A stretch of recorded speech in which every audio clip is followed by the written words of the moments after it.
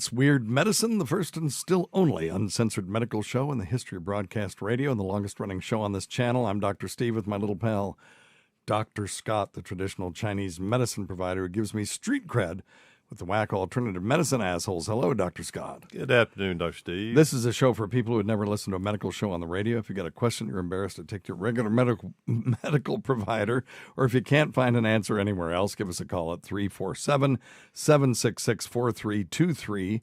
That is 347 Poohhead. Visit our website at drsteve.com for podcasts, medical news, and stuff you can buy. I can't mention contractually, most importantly, we are not your medical providers. Take everything you hear with a grain of salt. Don't act on anything you hear on this show without talking it over with your doctor, nurse practitioner, physician assistant, pharmacist, chiropractor, acupuncturist, yoga master, physical therapist, or whatever. If you listen on the Sirius XM show, at the very end, they give that number out again, and they say, yes, that's a real phone number chosen by a grown man in the medical profession. It was like, well, okay, borborygmus was taken, atherosclerotic cardiovascular, 1-800 cardiovascular disease was already taken. So, good Lord, we're just trying to have a little fun. Anyway, check out Dr. Scott's website at simplyherbals.net. That's simplyherbals.net. Anything going on there? Just a lot of nasal spray. Yeah? Oh, good. Yeah. Good Stuff. Yeah, check out his CBD peppermint nasal spray. It's amazing. It's not a lot of peppermint in that one. No. Is Just there enough. any? Just enough. Oh, yeah. There is some. Yeah, Okay. there sure is. Yeah, just a little bit. So it's a topical anti-inflammatory plus the CBD. And I really, if I'm out of it, and I mean out of the stuff, I'm usually out of it. But if I'm out of the nasal spray, I suffer a little bit. Oh, so yeah. I keep some on hand at all times. Check out our website at drsteve.com. I did want to throw out a couple of things here. I put out a tweet. Our friend and fellow rigorous scientist Gwyneth Paltrow was pushing this stuff. I'm not going to say the brand name. It doesn't matter. Called alkaline water. Now, do you guys in traditional Chinese medicine have anything to say about alkaline water? Not in the medicine part. I actually like the alkaline water myself personally, but I don't know that there's Like any it, science- you like yeah. to drink it. Yeah, that's correct. I don't know Because that there's anything to it. Somehow it tastes good to you or something. Yeah, I think so. Maybe just a little bit. Okay. Yeah, I don't know if there's anything scientific about it, but I do like it. But I'm certainly not going to say that I've ever read any research on it. Yeah, no, she pushes it for its healthy benefits. And you can actually get closer to the mic. I know I was fussing at you during the mic check, but for some reason your mic was really hot, and now it's not. So Smoking. I was an audio engineer when everything had VU meters and tape, and it was just so much easier. You just zeroed everything to 0 VU, and then, you put a test tone through the system at 0 VU, and you calibrated everything to that, to where your needles all said 0, and then everything was perfect. The headroom on this digital thing is so great. There's a much greater dynamic range, signal to noise ratio, but it makes it very difficult. But for me, anyway, being an old school audio type person, which is why we're still doing a radio show instead of a video show on the internet. But anyway, so Gwyneth was pushing this, and the thing that cracked me up was she said, I'd love to have my alkaline water in the morning. Now, let's talk a little bit about alkaline water. Okay. So this is water that has a pH that is greater than 7. Right. That's all it is. Water has a pH of 7. pH is a measure, and we could go through the math, but it's a measure of alkalinity or acidity. Okay. So if the pH is less than 7, you have an abundance of naked protons, which makes something acid. And if it's greater than 7, you have a dearth of those or an abundance of hydroxyl groups, which is OH. Okay. And so you have H2O, which is really HOH. So you have the hydrogen atom and then the hydroxyl ion. And hydrogen is positively charged, hydroxyl, OH is negatively charged, and they just sort of float around. Sometimes they're bound together, sometimes they're not. Okay. And you can have free protons and free hydroxyl groups, but the net charge of water is neutral, Okay. right? So there should be an equal number of positive and negative charges. Gotcha. So anyway, so if you have more base, then it'll be alkaline. And if you drink alkaline water, what will happen is that the body will go, no, we're going to piss out more alkali so that to return the pH of the bloodstream to 7.4. Okay.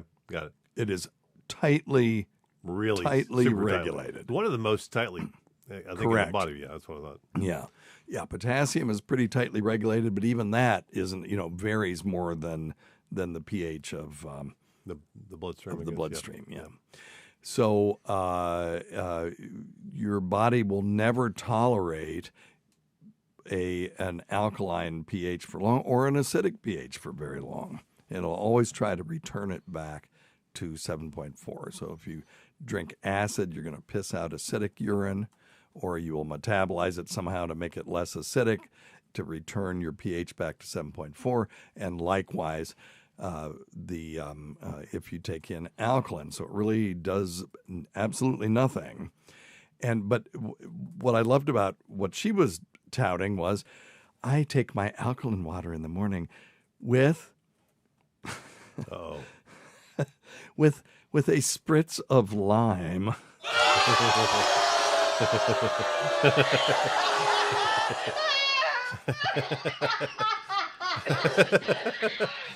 So she has very expensive alkaline water that she's touting for the benefits of drinking an alkaline substance and then putting acid in it. Putting an acid in it. I didn't see that. You see? Oh my Your gosh. stupid minds. Stupid. He's a fucking idiot. So you're putting an acid in it and gosh. neutralizing it. So now you just basically have lime water. So, I mean, she's not doing any harm other than people thinking that there's some benefit to it. And then this water is very expensive. Yes, it is. For what you get. Do you know? Is it? And I don't know this, and this might be something to look up. Do you know if she didn't put the acid in, is the alkaline water more easily absorbed into the system or anything? What do you mean? Don't know. I mean, mean, water, I don't know. I'm just saying it because that's the only thing I've ever heard anybody say. Water is the most easily absorbed substance in the body. I mean, that's our body is mostly water. Yeah. Mostly water. Yep. So no. Yeah, I mean, I don't, and I think that's the only thing I've ever seen as far as like any claims that it's more easily absorbed into the. Could there be? Okay, I don't know. now, No, I don't know, honestly. Could there be some benefits to pissing out alkaline urine? Yes. Okay. But it has to do with things like kidney stones. Yes. And there are certain stones that will not form in the presence of an alkali.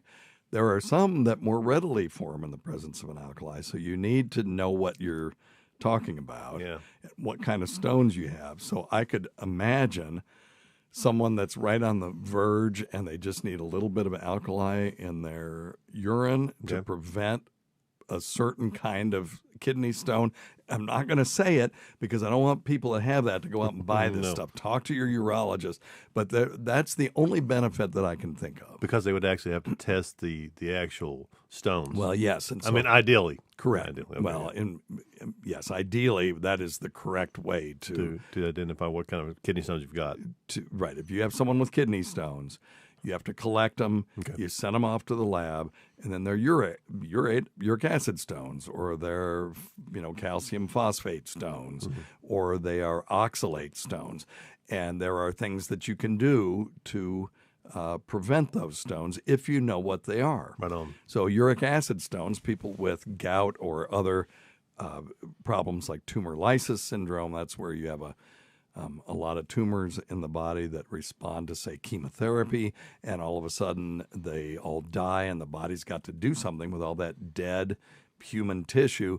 And one of the products of that is uric acid. And you can make uric acid stones, or if you have gout and they give you a drug called probenecid to make you piss out more uric acid so that you don't have as much gout. Which is what I do. Yeah, you Yep, take the yeah. probenecid. I sure do. Thanks to you, yeah. And but in the beginning, that can precipitate stones. So we'll give those people potassium citrate to change the pH of their urine so it won't produce stones. That's the only benefit that I can think of. Right on. And even then, I think potassium citrate, pound for pound, is going to be cheaper than buying alkaline water. Dutch Steve, could you add just a little bit of baking soda in water and make your own alkaline water? Sure. I mean, That's that'd all be they're simple. doing. That's- I'm that's sure what that's what they're that's doing. they're probably tap water into a big bucket and dropping some and then making it some fancy water. Yeah, if it's just pure I don't know. alkaline water without having some other, molecule in there, that's basically how they're doing it. Right on. Jeez. All right. That's what we should open instead of a beer store as an alkaline water store. Yeah. Yeah. Sodium bicarb is NaHCO3. So the byproduct of that would be carbon dioxide. And so it'd be carbon dioxide in the presence of an acid. Okay. Isn't that wild? Hey, I do have a quick She's question. a genius. I have a quick question from Dennis. Yeah. He just was wondering, what about the sudden shortage of hydrocodone with acetaminophen that just came out of nowhere? Yeah. I haven't seen that. Did you? Yeah, have you I seen it? have. Okay. Yes, we have a lot of our. I don't. A lot of yours, yeah. I don't tend to write a lot of hydrocodone with acetaminophen, so that is sold under the brand name Norco, Vicodin, Lortab, et cetera, et cetera. A lot of our patients have liver issues, or they have medications that are straining their liver, and so I'm just not real. Or they have liver metastasis, tumors in their liver. I'm just not a big fan of just stressing their liver out even more by having them take Tylenol 6 times a day sometimes. Right. So and you can't buy hydrocodone by itself like you can oxycodone. Oxycodone is Percocet. It's oxycodone with acetaminophen, but you can also buy it as just oxycodone. Mm-hmm. Whereas hydrocodone in the United States is only sold in the immediate release form as hydrocodone with acetaminophen. So I don't sell any of it. I don't prescribe a lot of it. But I have noticed that people who were already on it, that we tried to refill it, they can't get it. And this is a distribution issue. It's not just that, though. Every week I get notifications, well, we're low on IV diazepam, IV Valium, or we are, there's a shortage of liquid oral morphine, or there's a shortage of IV hydromorphone. And we've kind of descended into a situation where we're beholden to manufacturers that sometimes, or a lot of times, aren't in this country. I really think we need to start making this stuff here, so we'll have it. Yes, that'd be ideal.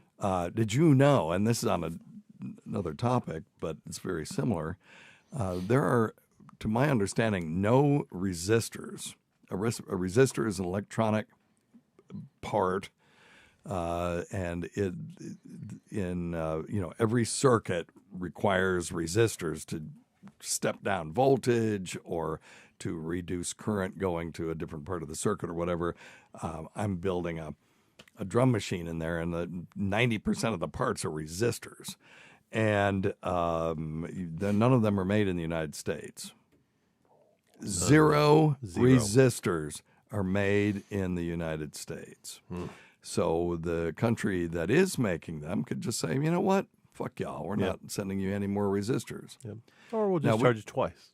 Charge you double. Or that. Well, yeah. Or we could, but we could tool up to make resistors again, but it would take time to do that. Mm-hmm. And that puts us in a very, very vulnerable place. Mm-hmm. Right now, I don't want to talk about politics on the show. Strategic oil reserves are at an all-time low. We don't make resistors. I don't think we make capacitors. We still make chips in this country, but, we don't mine the ore that is required to make batteries for electronic vehicles. And what happens when we go to all electronic vehicles and then whatever countries are actually producing that just decide that they don't like us anymore because nobody seems to like us, and just says, to hell with you guys. Good luck. Right? So I would like for us to be more self-sufficient. But anyway, so there you go. But that's what's going on with hydrocodone right now, and I'm sorry about that. But anyone should be able to just switch over to oxycodone. Now, the conversion from hydrocodone to oxycodone is 30 to 20. So 30 milligrams of hydrocodone is equal to 20 milligrams of oxycodone. So if you are on, say, 30 milligrams of hydrocodone, then 20 milligrams of oxycodone would do the trick. So that is still in plentiful supply for right now. Gotcha. Okay. But that's a problem.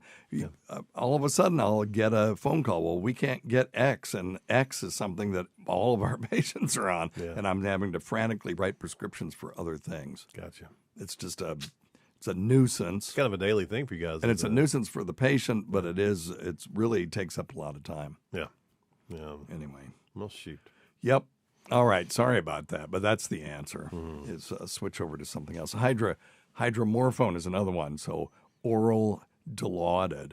So 7.5 milligrams of oral dilaudid is equal to 30 milligrams, or roughly equivalent to 30 milligrams of Lortab. So you divide it by 4.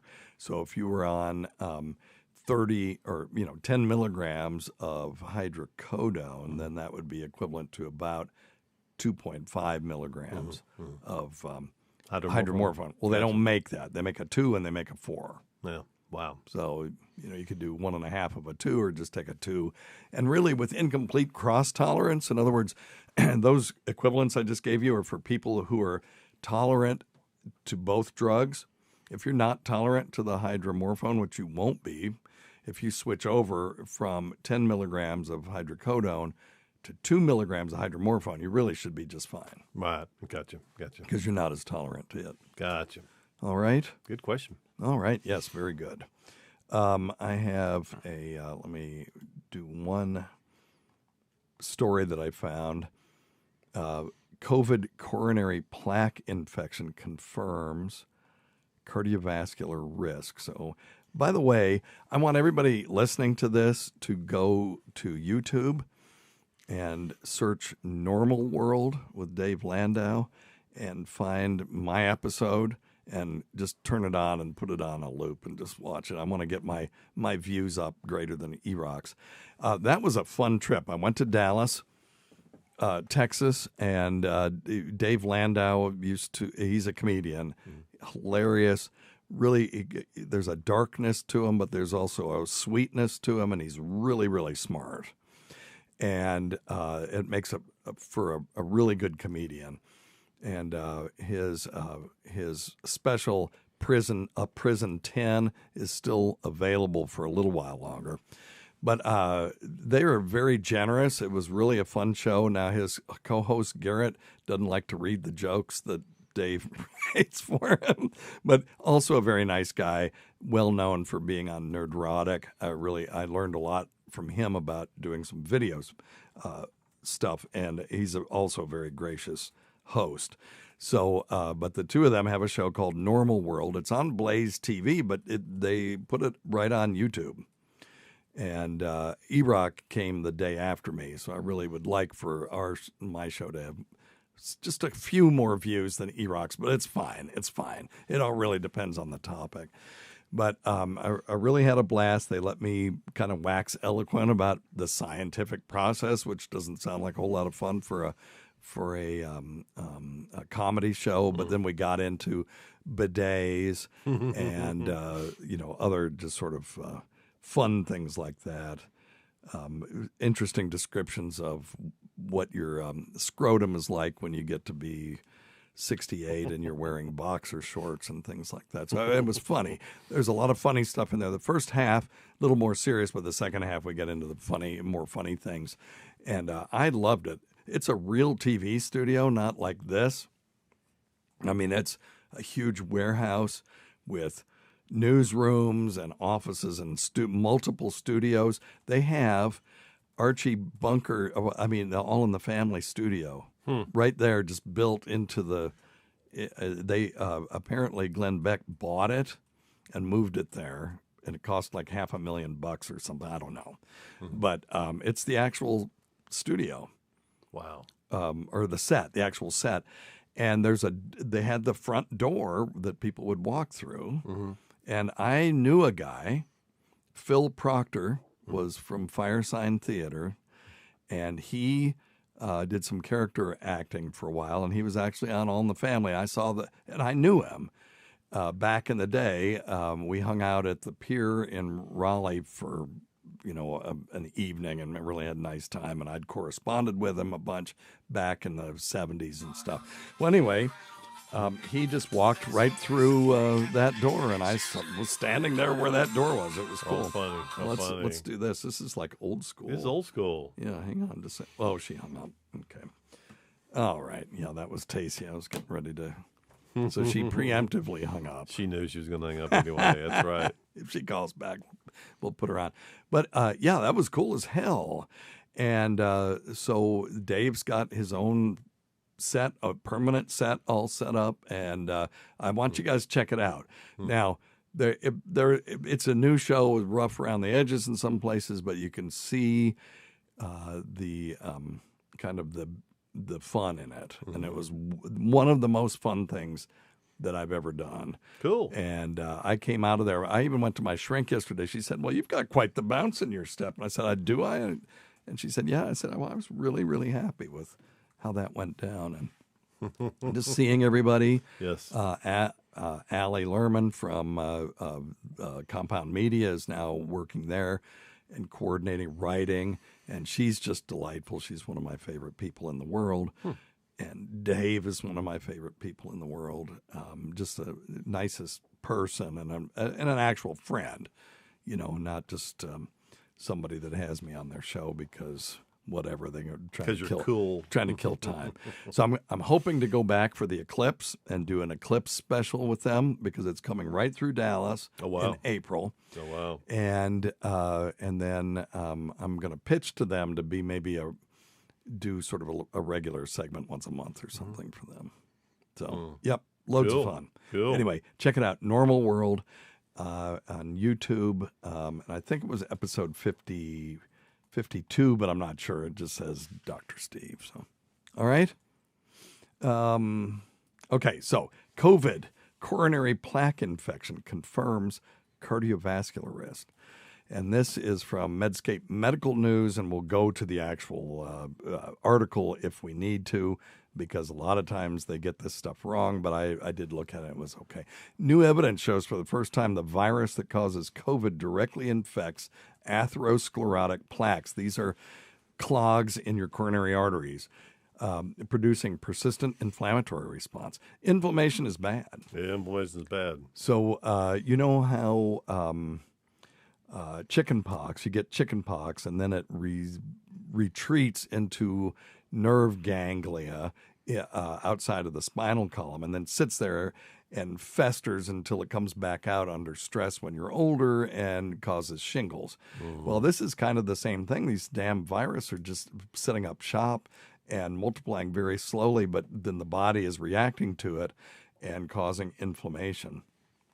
And it says this is a study from New York University's Grossman School of Medicine. It says our study shows there is persistence of viral debris in the artery, and there is an important inflammatory response. We can now look at ways to control this inflammation.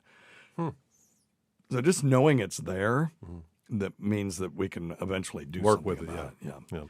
But yeah, that's bad. Now, I am going to say that this is something that would be distinct from the vaccine. Okay, I know I am, and I made a big deal out of this on Dave's show. I'm not a vaccine mandate person. We've talked about this. I took the vaccine this year because I don't want to lose productivity if it'll help me even a little bit. And I'm at risk of dying from even a moderate infection because of what it did to my lungs. The first time I got it. So I tell everyone, do your own research. Our bodies ourselves was a big deal in the 60s. Oh, don't tell me what to do with my body, but then people try to tell me, well, you have to take this vaccine. That I don't understand. I'm not an anti-vaxxer. And I am certainly not a pro-mandate person. I think that under any other circumstance, you're supposed to weigh the risk, benefits, and alternatives for yourself and then decide what you're going to do. Right? Right? Agreed. I mean, am I wrong about that? Give them the information. Let them do what they want. Yes. Yeah. Anyway, that's my position on this. I agree. And anyway, other viruses can cause inflammation in the heart, like myocarditis, but they can't think of another virus that stimulates the sequence of events in the coronary artery inflammation like we're seeing here. Influenza is also associated with increased risk of cardiovascular events, but that is thought to be because it just stresses the body so much. It's no evidence that directly affects the coronary arteries. So there's still a lot going on. I talked on Dave's show. We don't have any long-term data. It's not possible to have long-term data. We can only have data stemming from, right around November of 2020. Right. That's it. Yep. We're getting ready. So that's 3 years. God, in November of 2023. It's hard to believe. So there's quick. no 20-year data. There isn't any. We will have some. The one thing that is beneficial out of all of this is that people are talking about science and trying to use some critical thinking. But more than that, when you go to the emergency room now and you've got a viral or an upper respiratory infection, they do this thing called a viral respiratory panel now. We never did these before. People would come in and have what's called atypical pneumonia, a.k.a. viral pneumonia, and then they would die from it. We'd never know what it was. We just said, viral pneumonia. Well, now we know. Right. They do this thing, and they'll tell you if you have influenza, which is, we could do that before, SARS-CoV-2, which we could do before, but now one of the other coronaviruses. Do you have rhinovirus, which is a common cold virus? Do you have para-influenza? We never tested for that stuff before. Now that we're testing for it, we can start to look at, can we just kill these damn things and be done with it? Wow. That's unbelievable. Yeah, they even let me on Normal World talk about how we eradicated smallpox. Oh, wow. I mean, they just let me go, well, for better or worse. Cut you loose, huh? Yeah. No strings. Yeah, no, it was fun. And no, Dave's a very good host, and he was good at moving things along, but they were interested, Anyway, so this is interesting. The vaccine. Okay, I'm going to have to stop for a second. Sorry. I should have brought something to drink up here. And I didn't take my my breathing treatment before the show. Sorry. Let me see where we were.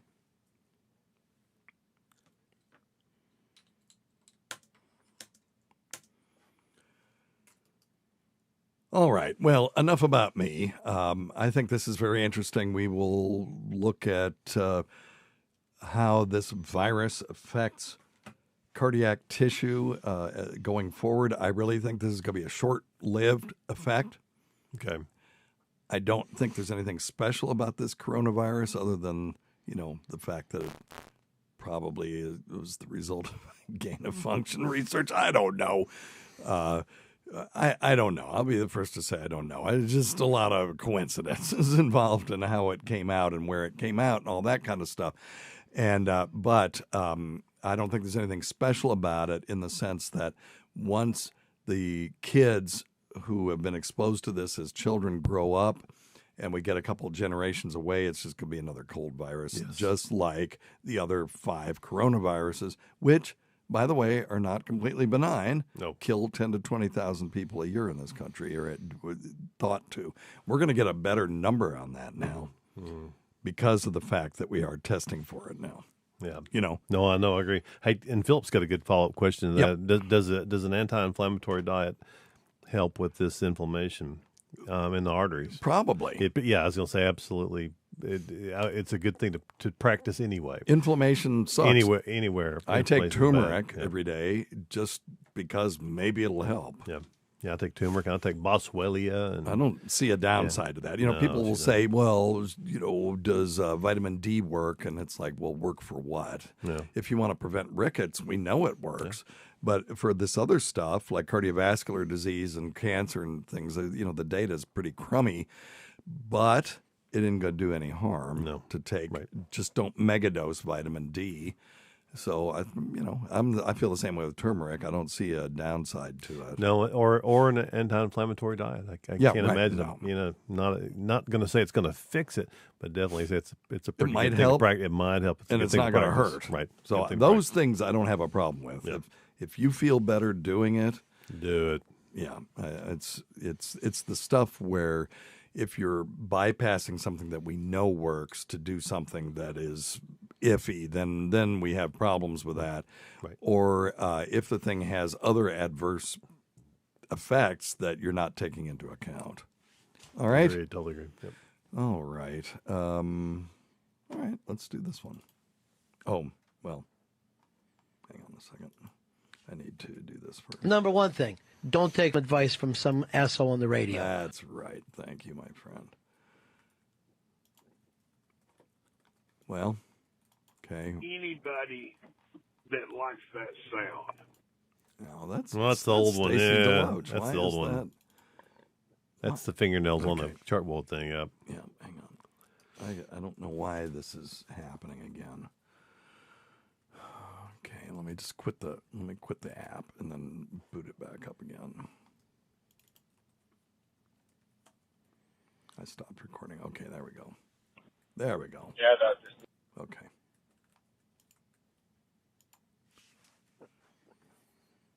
Let me back up.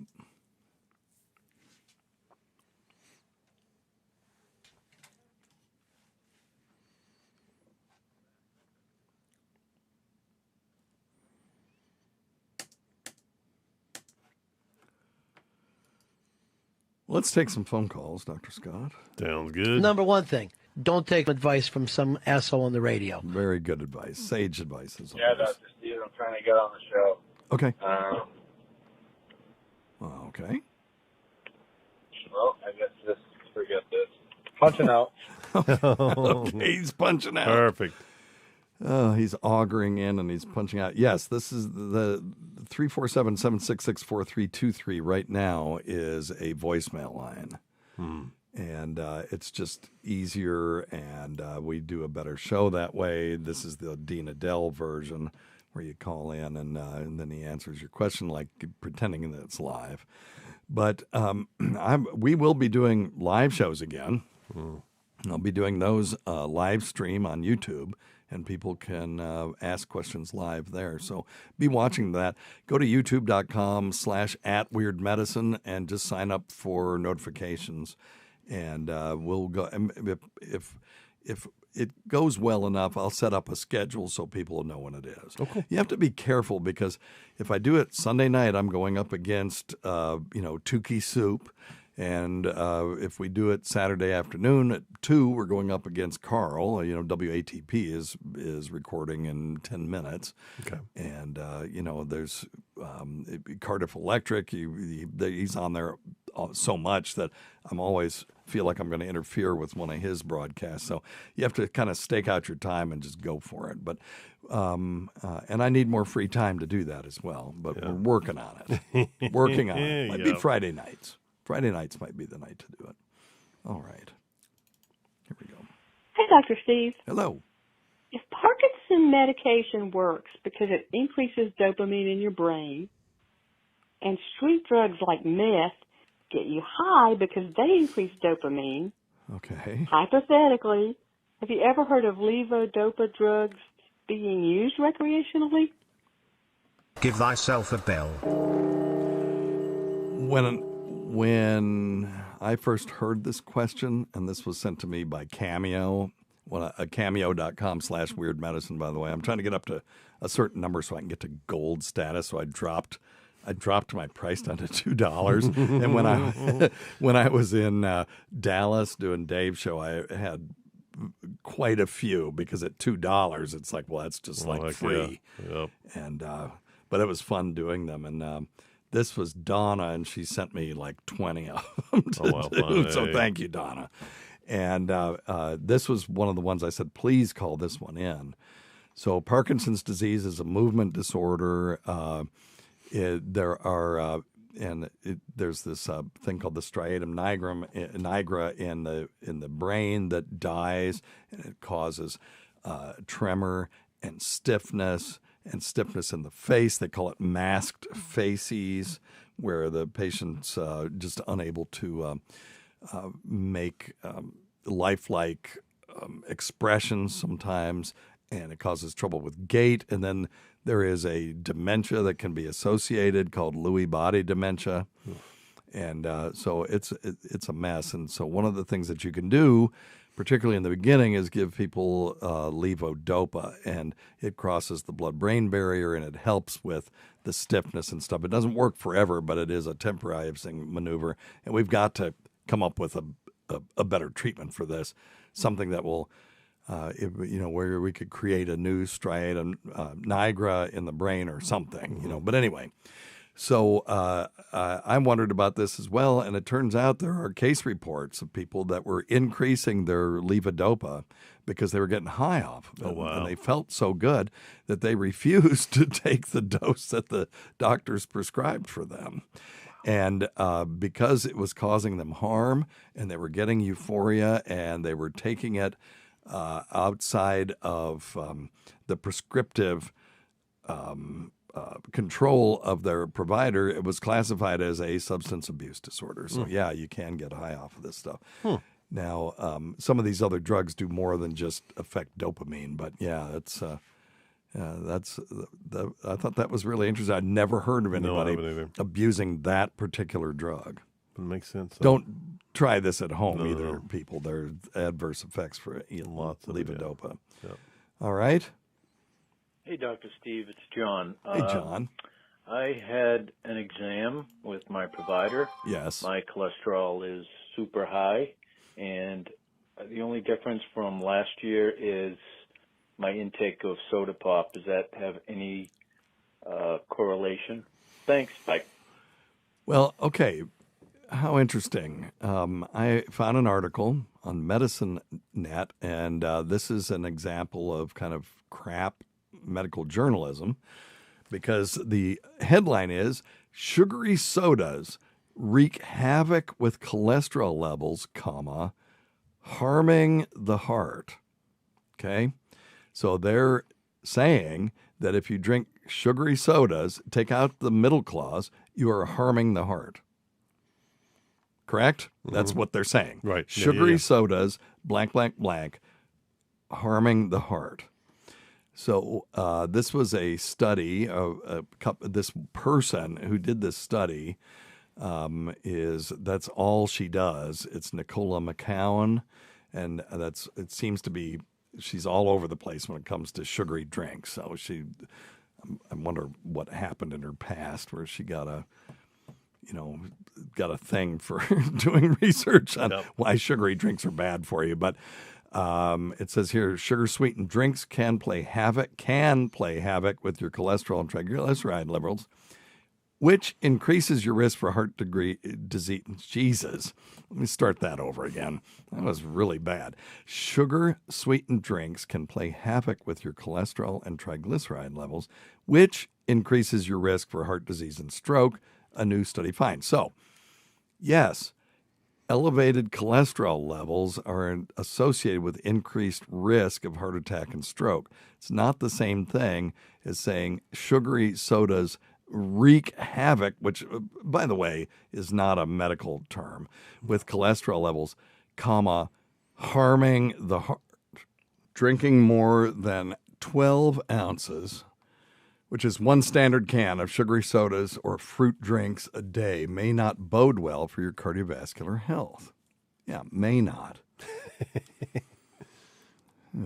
I mean, okay, so think before you drink. There's accumulating evidence linking sugar-sweetened beverages to adverse health outcomes, and this message is clear, said lead researcher Nicola McCowan, a nutritional epidemiologist at some human nutrition research center on aging at Tufts University in Boston. So, I mean, you know, she's a real deal. She's got a lot of articles in the medical literature.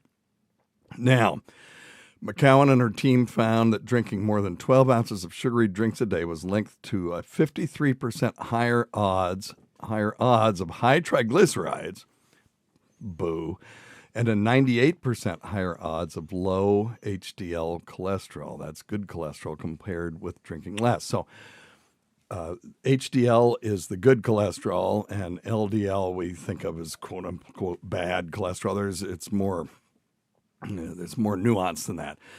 But if you take your total cholesterol and you divide into it your HDL cholesterol, if that ratio is 3 or less, then we think that's good. Mm-hmm. So if you have an LDL cholesterol, a total cholesterol of 120, and your HDL is 40, then that would be 3 to 1.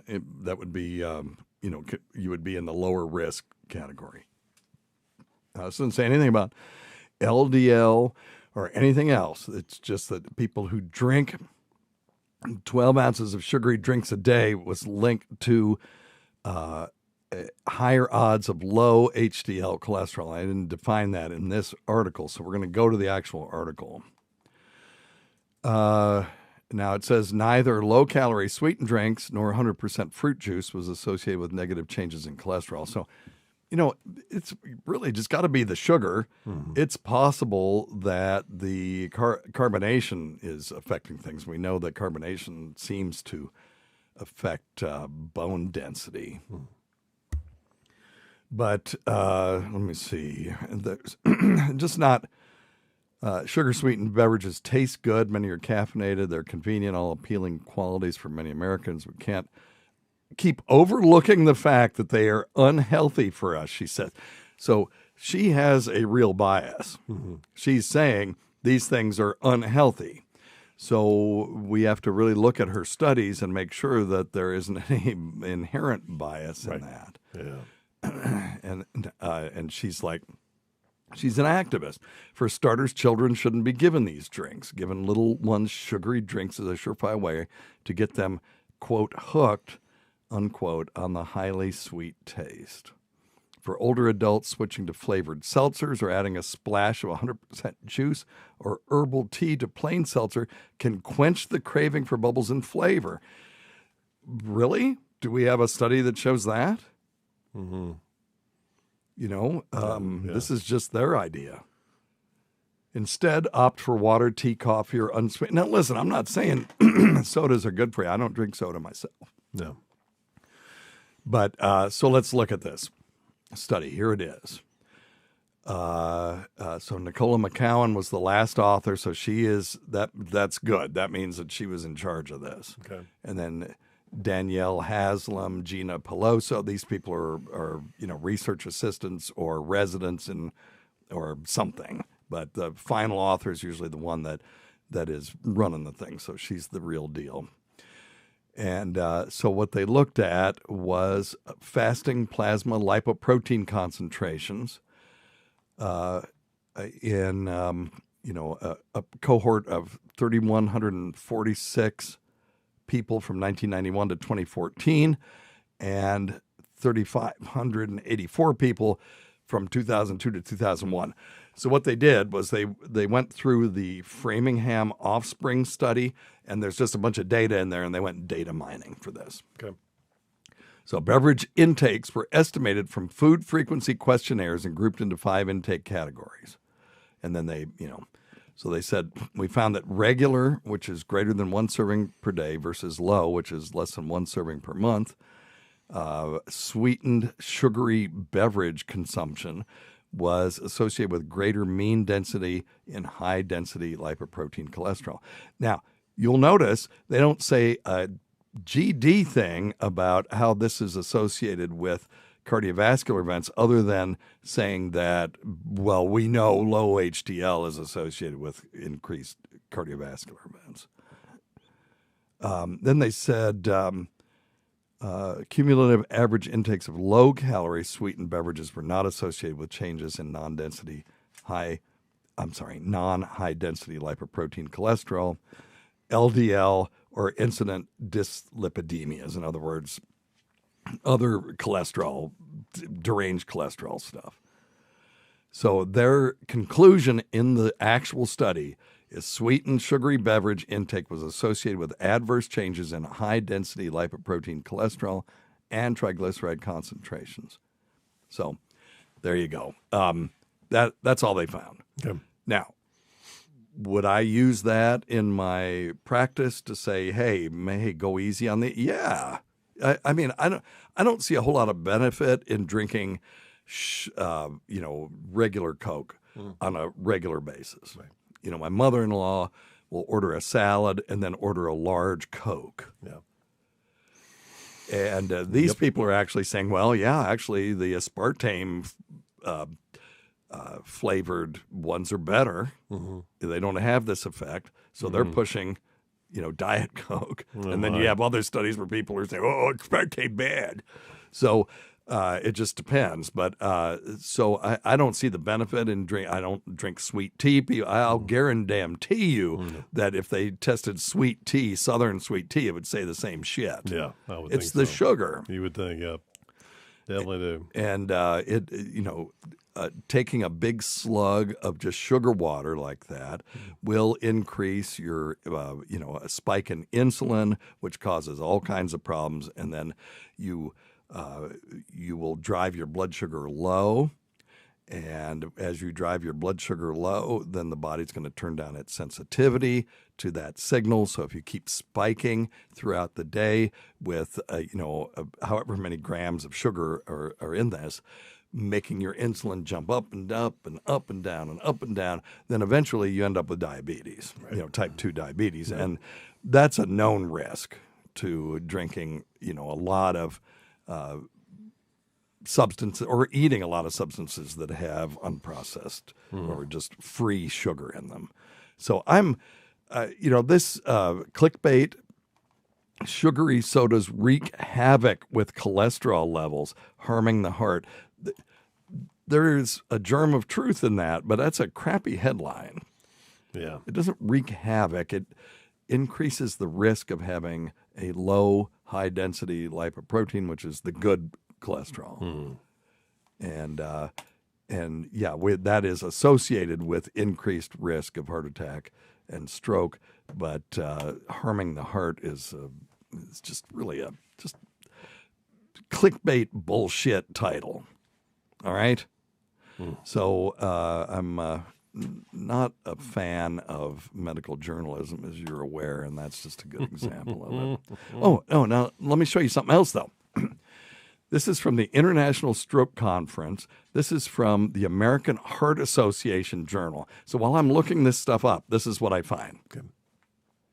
Abstract WP 265, debunking the myth of regular soda beverages and the risk of incident cardiovascular events.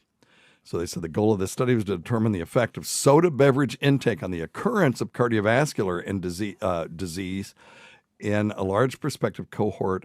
Now, this was postmenopausal women, but still, a lot of people, 93,000 people, as opposed to, 2,000-3,000 in this other study. And that was just looking at an intermediate endpoint, which was HDL. This is looking at actual cardiovascular events. That's what we care about.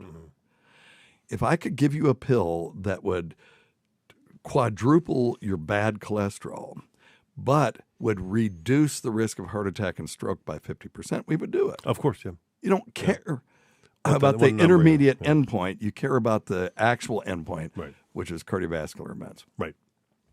So they said, so they looked at 93,000 women. The rates of diabetes mellitus were higher among regular, non-caffeinated and caffeinated soda beverage users compared with those with none or minimal use. That makes sense. These people are not only drinking sugar, sodas with sugar in it. They're eating other stuff. And that's the other thing in that other study. They didn't control for lifestyle. Right. If you don't exercise and you drink sodas, your HDL is going to be low. Even, if you don't exercise and you drink water, your HDL is going to be low. So I didn't see where they controlled for that. Because it could be a correlation rather than a cause, right? Yep.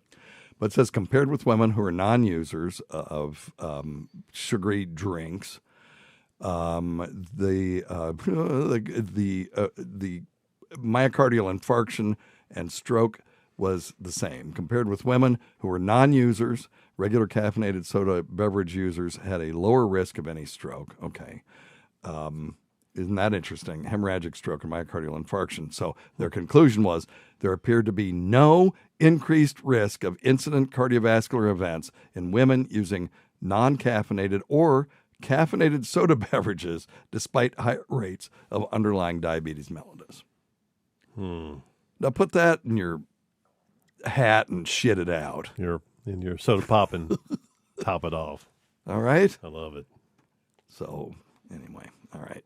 So this person who called about sugar-sweetened beverages stimulated a whole damn thing. So very interesting question, and the answer is, it seems to affect your cardiovascular markers in the sense of the good cholesterol seems to be associated with is a decrease in good cholesterol if you drink one sugary drink a day, but at least in 93,000 postmenopausal women, it didn't translate to increased cardiovascular events. So we need to do more studies on this. That's the thing. I very often do not pay attention to these intermediate endpoints. Harming the heart. Well, it doesn't seem like it did harm the heart, at least in this cohort. And this is not in some shit journal. This is in the journal Stroke, which is one of the American Heart Association journals. Okay? All right. Anyway, we've got some really good questions for the podcast this week. So check out our podcast at drsteve.com and, and other places. You got anything from the fluid family? We've got about 1 minute. 1 minute, yeah, real quick. Johnny wants to know about warfarin and turmeric together. He said he's taking warfarin. They said not to take turmeric with it. So yeah, because turmeric actually is a COX-2 inhibitor. It is a bit of a blood thinner, so that is accurate. Yeah. So, good question, JL. It's a very good question. Always, if you're going to take a supplement, if we mention something on here, talk it over with your primary care or email us and we can send you some information on it. But yeah, I would go easy on that as well, just because hell, we don't know. Yep. Okay. All right. Hey, thanks everybody. Check your stupid nuts for lumps. Quit smoking. Get off your asses. Get off. Whatever. We'll see you in 1 week for the next edition of Weird Medicine. God damn it, I got to do that. Normally John sings this, but we could do. Wow, that's got the weird timing. The How Lucky Can One Man Get? Yeah. Let me see if I can do this. Today I walked down the street. Yeah, I used to wonder.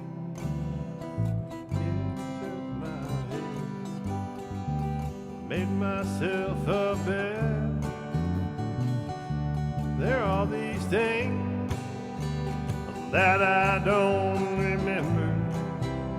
Hey, how lucky can one man get? What do you think? You'll do it?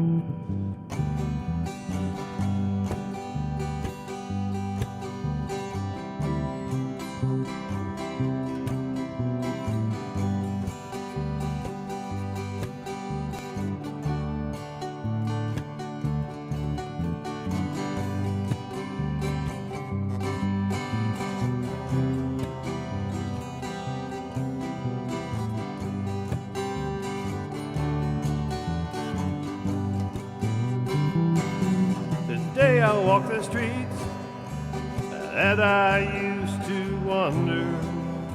Yeah, I shook my head and made myself a bed.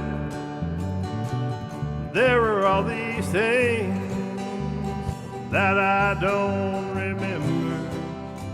Hey, how lucky can one man get?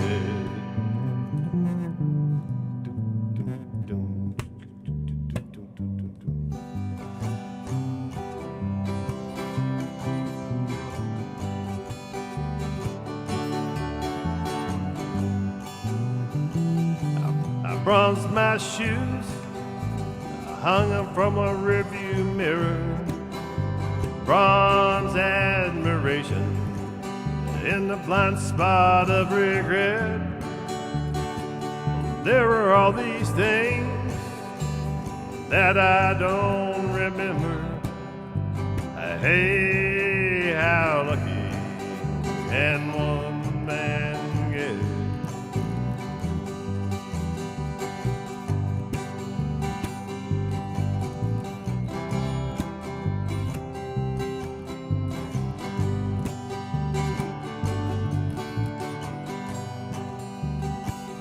Today I walk the streets that I used to wander.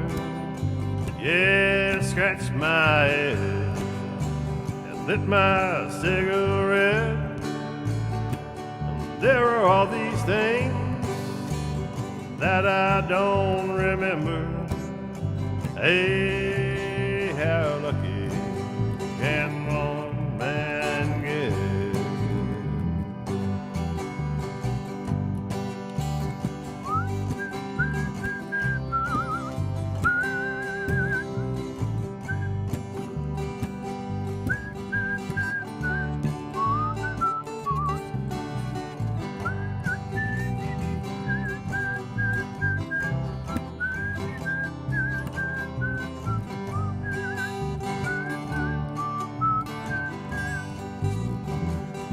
Today I walk the streets that I used to wander.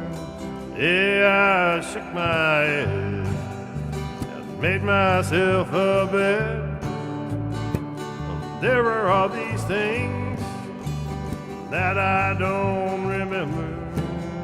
Hey, how lucky can one man get? Hey, how lucky can one man get? Hey, how lucky can one man get? That's good, man. I like it. I should have done my whistling solo with the reverb on them. No, the whistling was perfect. All right, brother, I gotta get. We're as you can imagine, packing up. What are you doing? Oh, you're leaving? Well, Rob is. Yeah, she's taking off tomorrow, so we're gonna go pack her stuff. Oh. But that's okay though. Gives me more time to play later. Okay. Next Saturday. Next Saturday. That's a great one though. Unless you want to. That's a good one. Hickey. She got to spend time with him when he came to Central City. Well, I wish we could play another song. That was... Well, if you got one, we can play one more. There you go. If I can do coerced. You gonna do one more? You want one more jump rhyme? Yeah. Or we don't do that one again. Do it with your whistling reverb. I don't mind doing it again.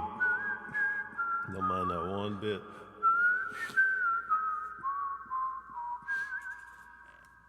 You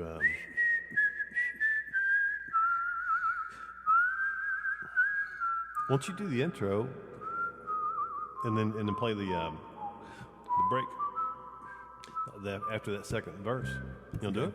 Okay. Yeah, let's try it. So you play. We'll just kind of play the intro and you whistle it. Okay. When you drop off, I'll pick up the. Okay. Yep. We'll see how talented you are. 1, 2, 3, go.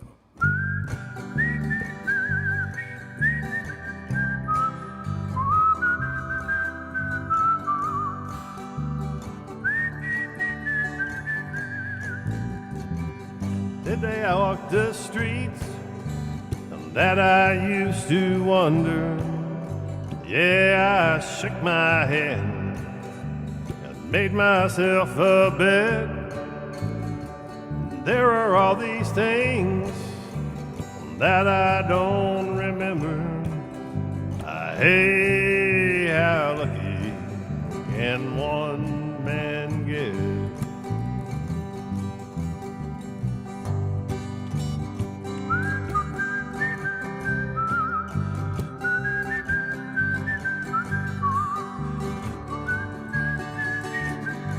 If you're going to go to the D every time, then I got to know about that.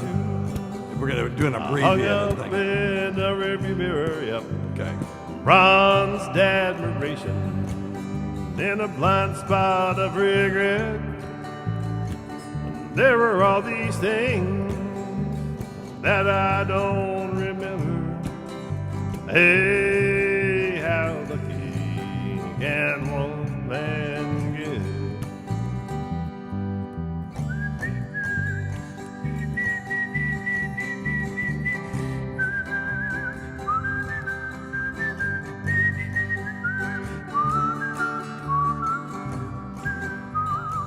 The day I walked this street that I used to wonder. The bit long one comes next. Scratch my head and lit my cigarette. There are all these things that I don't remember. Hey, how lucky can one man get? Let's check out the shops, Dr. Steve.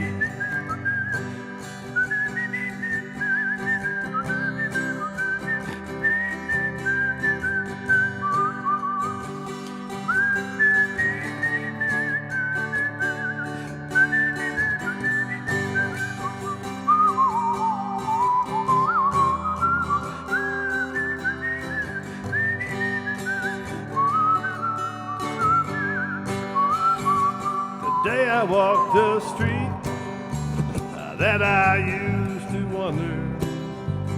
Yeah, I shook my hand and made myself a bed.